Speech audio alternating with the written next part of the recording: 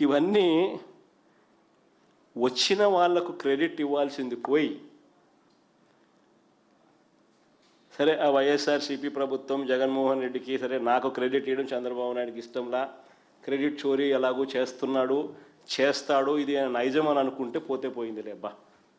కనీసం ఆ ఉద్యోగస్తులన్నా ఆ సచివాలయాలలో ఆ 15,000 మంది సర్వేయర్లు లేకపోతే, ఆ సచివాలయాలలో ఆ డిజిటల్ అసిస్టెంట్లు లేకపోతే, ఆ సచివాలయాలలో ఈ విలేజ్ రెవెన్యూ అసిస్టెంట్లు లేకపోతే అది ఎట్లా చేస్తారండి? ఎట్టవుతుందండి? కనీసం వాళ్ళకు కూడా ఏ రోజు థ్యాంక్ యూ చెప్పాల. థ్యాంక్ యూ చెప్పకపోగా వాళ్ళ మీద హెరాస్మెంట్. సచివాలయ ఉద్యోగులు దాదాపుగా 50-60 మంది చచ్చిపోయినారు, ఆత్మహత్యలు చేసుకున్నారు. కనీసం సానుభూతి లేదు వాళ్ళ మీద. సర్వేయర్లనైతే సస్పెన్షను, హెరాస్మెంటు. ఒక థ్యాంక్ యూ చెప్పాల్సిన చోట ఒక థ్యాంక్ యూ చెప్పి చిక్కటి చిరునవ్వుతో వాళ్ళతో పనులు చేయించుకోవాల్సిన చోట చిక్కటి చిరునవ్వు లేదు, థ్యాంక్ యూ లేదు, హెరాస్మెంటు, ఆత్మహత్యలు. ఇవి ఈరోజు ఎంప్లాయీస్ పరిస్థితి.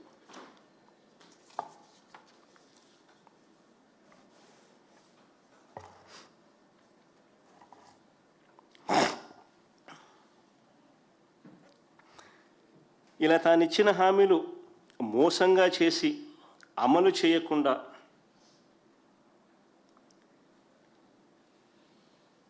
ఉన్న అన్ని పథకాలను రద్దు చేసి,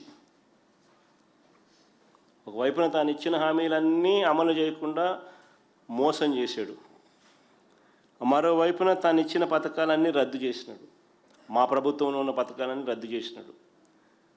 మరోవైపున స్కూల్సు, హాస్పిటల్సు, వ్యవసాయము అన్నీ కూడా విధ్వంసానికి లోనైనాయి.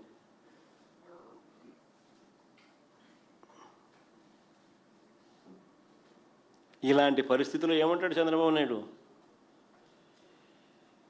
ప్రతి జంట కనీసం 3-4 పిల్లలను కనాలంటాడు.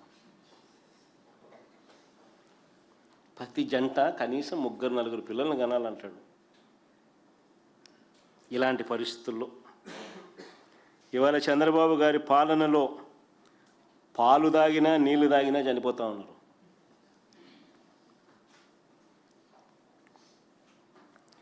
స్కూళ్ళల్లో, హాస్టళ్ళల్లో నాణ్యమైన భోజనం కూడా పెట్టలేకపోతూ ఉన్నాడు. గోరుముద్ద గాలికి ఎగిరిపోయింది. పరిశుభ్రమైన తాగునీరు, కలుషిత ఆహారం వల్ల పిల్లలు చనిపోతూ ఉన్న పరిస్థితులు చూస్తూ ఉన్నాం. నాడు నేడు గాలికి ఎగిరిపోయింది. ప్రభుత్వ హాస్పిటల్స్లో కూడా ఇవే పరిస్థితులు. నాడు నేడు ఆగిపోయాయి. 0 వేకెన్సీ పాలసీ గాలికి ఎగిరిపోయింది. 17 కొత్త మెడికల్ కాలేజీలు పూర్తి కావాల్సిన చోట, పూర్తి చేయాల్సిన చోట వాటిని స్కాములు చేస్తూ అమ్మాలని చెప్పి వాటిని ఆపేసిన పరిస్థితులు. ఫ్యామిలీ డాక్టర్ లేదు, విలేజ్ క్లినిక్లు నిర్వీర్యం.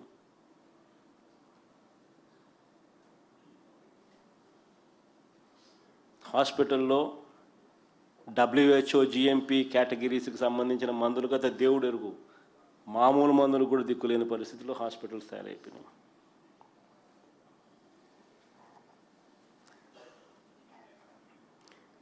బడులలో ఇంగ్లీష్ మీడియం, గవర్నమెంట్ బడులలో ఇంగ్లీష్ మీడియం గాలికి ఎగిరిపోయింది. నాడు నేడు పనులు ఆగిపోయాయి. ట్యాబులు 8వ తరగతి పిల్లలకు ట్యాబులు ఇచ్చి ఆపేసినారు. గోరుముద్ద కూడా అన్యాయం చేసినారు. చదువులు ఇంత దారుణంగా ఉన్నాయి కాబట్టి అసలు గవర్నమెంట్ స్కూళ్ళల్లో చేరే ఎన్రోల్మెంటు, GER రేషియో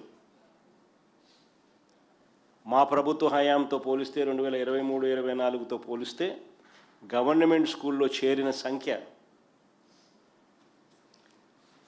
దాదాపుగా 43 లక్షల government and government plus government aided schools, ఈ 2 కేటగిరీస్లో దాదాపుగా 43 లక్షల దగ్గర ఉంటే ఆ టేబుల్ కూడా సరిపోయి ఉందమ్మా. 43 లక్షల మంది ఉంటే ఏకంగా చంద్రబాబు నాయుడు గారి హయాంలోకి వచ్చేసరికి అది ఏకంగా 33 లక్షలు తగ్గిపోయింది. 10 లక్షల మంది స్టూడెంట్సు గవర్నమెంట్ బడులలో నుంచి దాదాపుగా విత్డ్రా అయినారు.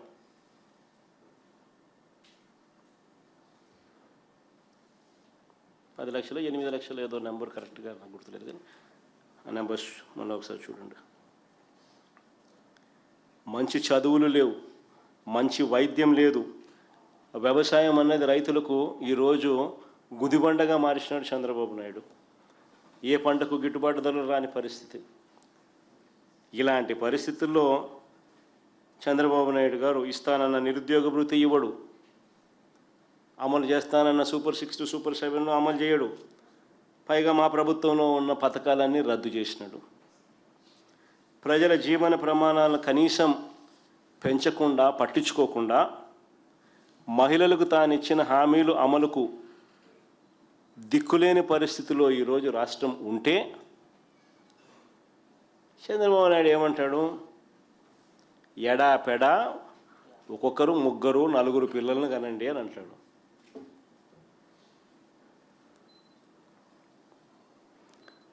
స్వామి, ఖండం కథ దేవుడు ఎరుగు స్వామి.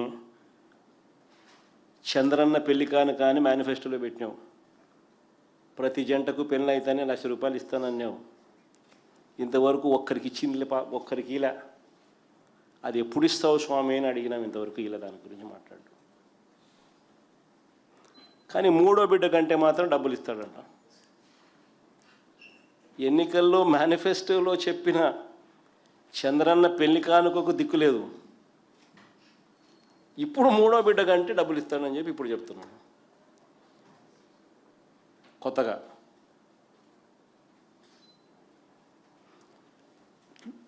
సార్, చంద్రబాబు నాయుడు గారు అనే వ్యక్తి నిజంగా అబద్ధలాడడంలోనూ మోసం చేయడంలోనూ అసలు కళ్ళార్పడు. అసలు ఇలాంటి వ్యక్తి చాలా అరుదుగా పుడతారు కొంతమంది. అంటే ఈయనకు కరెక్ట్గా పుట్టినోడు మళ్ళీ లోకేష్ కూడా అట్టే ఉన్నాడు అనుకో, అది వేరే విషయం.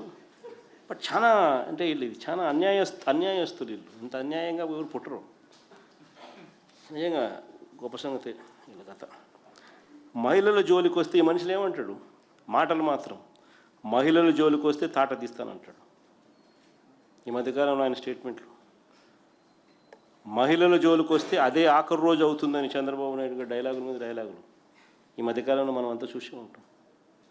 ఈయన సినిమా డైలాగులు కాదు, ఆయన చంద్రబాబు డైలాగులు. ఈయన మహిళలపై దారుణాలకు పాల్పడ్డ తన పార్టీకి చెందిన వారిపై ఇదే చంద్రబాబు నాయుడిని అడుగుతా ఉన్నా, ఎంతమందిపై నువ్వు చర్యలు తీసుకున్నావు చంద్రబాబు అని. ఇంత డైలాగులు కొడతా ఉన్నావు. మహిళల జోలికి వస్తే తాట తీస్తానన్నావు, మహిళల జోలికి వస్తే అదే ఆఖరి రోజు అవుతుంది అని అన్నావు. డైలాగుల మీద డైలాగులు కొడతా ఉన్నావు. మరి చంద్రబాబు నాయుడు గారు నిన్నే అడుగుతా ఉన్నా, మహిళలపై దారుణాలకు పాల్పడ్డ మీ పార్టీకి చెందిన వారిపై ఎంతమంది మీద నువ్వు చర్యలు తీసుకున్నావు? Railway Koduru Janasena MLA, railway Koduru Janasena MLA Arava Sridhar తనపై అత్యాచారం చేశారని, ఆపై మోసం చేశారని బాధితురాలు నేరుగా ముఖ్యమంత్రికి, పోలీసులకు స్వయంగా ఫిర్యాదు చేసింది. చంద్రబాబు ఏం చర్యలు తీసుకున్నావు అని అడుగుతా ఉన్నా. కేజీబీవి మహిళా ప్రిన్సిపల్ మీద వేధింపులకు పాల్పడ్డ ఆముదాల వలస టీడీపీ ఎమ్మెల్యే కూన రవికుమార్ మీద చంద్రబాబు నాయుడు గారు ఏం చర్యలు తీసుకున్నామని అడుగుతా ఉన్నాం. మహిళలతో అశ్లీలంగా వీడియో కాల్స్ చేసిన గుంటూరు ఈస్ట్ ఎమ్మెల్యే నసీర్ అహ్మద్ మీద అయ్యా చంద్రబాబు గారు ఏం చర్యలు తీసుకున్నామని అడుగుతా ఉన్నా. టీడీపీకి చెందిన సత్యవేడు ఎమ్మెల్యే కోనేటి ఆదిమూలం ఒక మహిళ మీద దారుణమైన లైంగిక దాడికి పాల్పడితే ఈ చంద్రబాబు గారు ఏం చర్యలు తీసుకున్నారో అని అడుగుతా ఉన్నా. మహిళా ఉద్యోగి మీద లైంగిక వేధింపులకు పాల్పడ్డ మహిళా ఉద్యోగి మీద లైంగిక వేధింపులకు పాల్పడ్డ మంత్రి సంధ్యారాణి పిఏ, ఎమ్మెల్యేలు ఈ లీడర్ల కథ దేవుడు కనీసం పిఏల మీద కూడా యాక్షన్ తీసుకోలేకున్నాడు. వాళ్ళ పిఏ సంధ్యారాణి పిఏ మీద చంద్రబాబు నాయుడు గారు ఏం చర్యలు తీసుకున్నారని అడుగుతా ఉన్నా. పైగా బాధితురాల మీద కూడా తప్పుడు కేసు, ఉల్టా కేసు పెట్టినారు బాధితురాల మీదనే. అంతెందుకు ప్రస్తుత టీడీపీ చైర్మన్, ప్రస్తుత టీటీడీ చైర్మన్ ఒక మహిళను మోసం చేసి వీడియోతోనూ ఫోటోలతోనూ అడ్డంగా దొరికిపోయిన చంద్రబాబు ఏం చేశాడు అని అడుగుతా ఉన్నా. సరే, వాళ్ళంతా పొలిటీషియన్స్లే, వాళ్ళ జోలికి పోతే చంద్రబాబు నాయుడికి అని ఇబ్బందిలే అని ఏమైనా హెసిటేట్ చేస్తున్నాడేమో చంద్రబాబు అని అనుకుంటే, టీటీడీ చైర్మన్ ఒక మహిళను మోసం చేసి ఆమె వీడియో చూపుతూ ఫోటోలు చూపుతూ అడ్డంగా దొరికిపోయిన చంద్రబాబు ఏం చేశాడని అడుగుతా ఉన్నాను. తనను మోసం చేశాడని, ఇలాంటి వారికి ఎలాంటి పదవులు ఇవ్వద్దని విచారణ చేసి తగు చర్యలు తీసుకోవాలని ఈ బాధితురాలు చంద్రబాబు నాయుడు గారికి గతంలోనే లేఖ రాసిందట. ఆ లేఖ కాపీ కూడా ఈ మధ్యకాలంలో బయటకు వచ్చింది. లేఖ రాయడమే కాకుండా దాని అక్నాలెడ్జ్మెంట్ కూడా మళ్ళా అక్నాలెడ్జ్మెంట్తో సహా లేఖ బయటకు వచ్చింది. అలాంటి చోట చంద్రబాబు నాయుడు గారు ఎంక్వైరీ చేసింది లేదు, ఇలాంటి వ్యక్తులకు ఉన్నత పదవులు ఇవ్వకూడదు అని ఆయన అడిగితే ఏకంగా టీటీడీ చైర్మన్ పదవి ఇచ్చినాడు.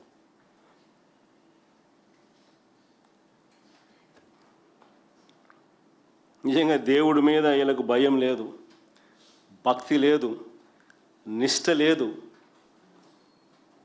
నిజంగా ఇలాంటివి ఏవైనా ఉంటే ఇలాంటి తప్పులు చేయరు, ఎస్పెషలీ దేవుని ఆలయంలో. ఇలాంటి వాళ్ళ దేవుడి గురించి మాట్లాడేది, ఇలాంటి వాళ్ళ పవిత్రత గురించి మాట్లాడేది, ఇలాంటి వాళ్ళ ఆడవాళ్ళ గురించి మాట్లాడేది.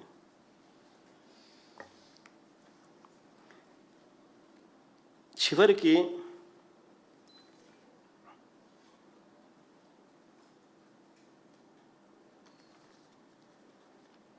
చంద్రబాబు నాయుడుకి నిజంగా భయము లేదు, భక్తి లేదు, ఆలయ నిర్వహణలో శ్రద్ధ అంతకన్నా లేదు. నిన్ననే కదిరిలో జరిగిన రథోత్సవంలో రథం కింద పడి 6 భక్తులు గాయపడ్డారు. పవిత్రమైన రథోత్సవం నిర్వహణలోనూ భక్తులకు రక్షణ కల్పించడంలో కూడా ప్రభుత్వం విఫలమైంది. వైకుంఠ ఏకాదశి సందర్భంలో తిరుమలలో 6 మరణించినారు. ఫస్ట్ టైం తిరుపతి హిస్టరీలో, తిరుమల తిరుపతి దేవస్థానం హిస్టరీలో ఇది ఫస్ట్ టైం. అది వైకుంఠ ఏకాదశి సందర్భంగా తిరుమలలో 6 మరణించినారు. సింహాచలంలో చందనోత్సవం సందర్భంలో 7 చనిపోయినారు గోడగూలి. పలాసలో తొక్కిసలాట జరిగి 9 మంది చనిపోయినారు చంద్రబాబు నాయుడు గారి హయాంలోనే. వరుసగా ఇన్ని ఘటనలు జరుగుతూ ఉన్నా కూడా ప్రభుత్వం ఏం చర్యలు తీసుకుంది? దేవుణ్ణి అడ్డు పెట్టుకొని రాజకీయాలు చేయడం తప్ప వీరికి నిజంగా శ్రద్ధ ఎక్కడుంది? అసలు లేటెస్ట్ ఇది కదిరిది, నిన్న జరిగిన ఘటన. ఇన్ని జరుగుతూ ఉన్నా కూడా మళ్ళా చివరికి కదిరి ఘటన నిన్న.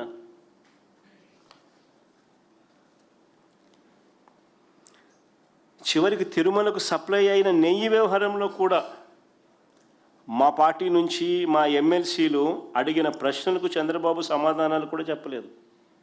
16 రోజుల అసెంబ్లీ సమావేశాలు. చివరికి తిరుమలకు సప్లై అయిన నెయ్యి వ్యవహారంలో కూడా మా పార్టీ నుంచి మా ఎమ్మెల్సీలు అడిగిన ప్రశ్నలకు చంద్రబాబు దగ్గర నుంచి సమాధానాలు రాలా. ఇందాపూర్ డైరీ హెరిటేజ్కు చంద్రబాబు కంపెనీ హెరిటేజ్కు మధ్య సంబంధాల గురించి నిలదీశాం. చంద్రబాబు నాయుడు సమాధానం చెప్పలేదు. సంగం డైరీ, వైష్ణవి డైరీల మధ్య సంబంధాల గురించి ప్రశ్నించాం. కానీ చంద్రబాబు నాయుడు గారు నోరు మెదపలేదు. ఇది ఇలా పక్కన పెడితే నిజంగా ఆశ్చర్యం కలిగించే విషయం ఏంటంటే, ఇది పక్కన పెడితే నెయ్యిపై ఒకవైపున దుమారం రేపుతూ మరోవైపు నెయ్యిలో నుంచే స్కామ్ తీసినాడు బయటికి. నెయ్యితోనే స్కామ్ చేసినాడు. మళ్ళా ఒకవైపున నెయ్యిపై దుమారం రేపుతూ మరోవైపు భయంకరమైన స్కామ్ను పాల్పడుతూ ఉన్నాడు. తిరుమలకు సప్లై అవుతున్న నెయ్యి టెండర్ల డాక్యుమెంట్లు ఒకసారి చూస్తే ఇప్పటి వరకు 200 కోట్ల పైచిలకు స్కామ్ బయటపడుతుంది.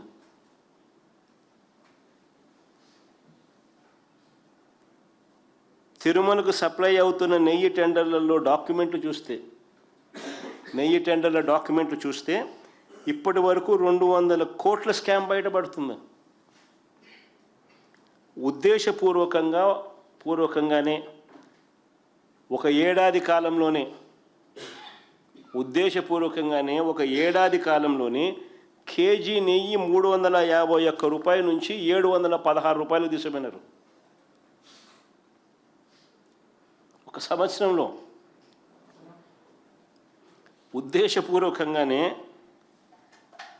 ఏడాది కాలంలోనే కేజీ నెయ్యి రేటు 351 నుంచి 716 రూపాయలకు పెంచుకుంటూ పోయారు. 2024 ఆగస్టు గమనించండి ఆ టేబుల్లో. 2024 ఆగస్టులో 351 రూపాయకి తిరుమలకు సప్లై అయితే 2024 ఆగస్టులో 351 రూపాయకి తిరుమలకు సప్లై అయితే అక్టోబర్ 2025 నాటికి అంటే ఒక సంవత్సరంలోనే 716కు తీసుకొని పోయినారు. అంటే కేజీ నెయ్యి దాదాపు 365 రూపాయలు పెంచినారు. కేజీ నెయ్యి దాదాపుగా 365 రూపాయలు పెంచినారు కేవలం ఒక సంవత్సర కాలంలోనే. దీనికోసం ఒక కార్టెల్ మాదిరిగా ఏర్పడి దేవుడి సొమ్మును కొల్లగొడతా ఉన్నారు. ఒక కార్టెల్ మాదిరిగా ఏర్పడి దేవుని సొమ్మును కొల్లగొడతా ఉన్నారు.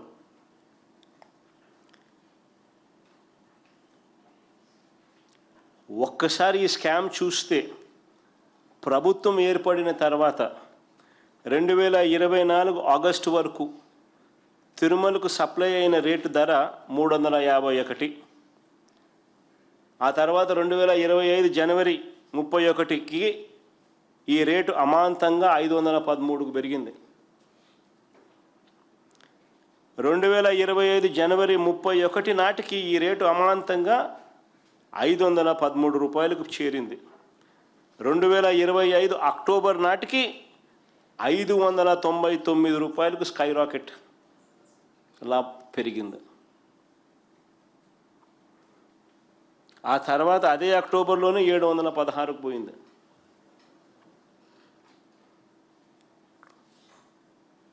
గమనించమని అడుగుతామన్నా. ఇది బహుశా ప్రపంచ చరిత్రలో స్కాములలో అందులో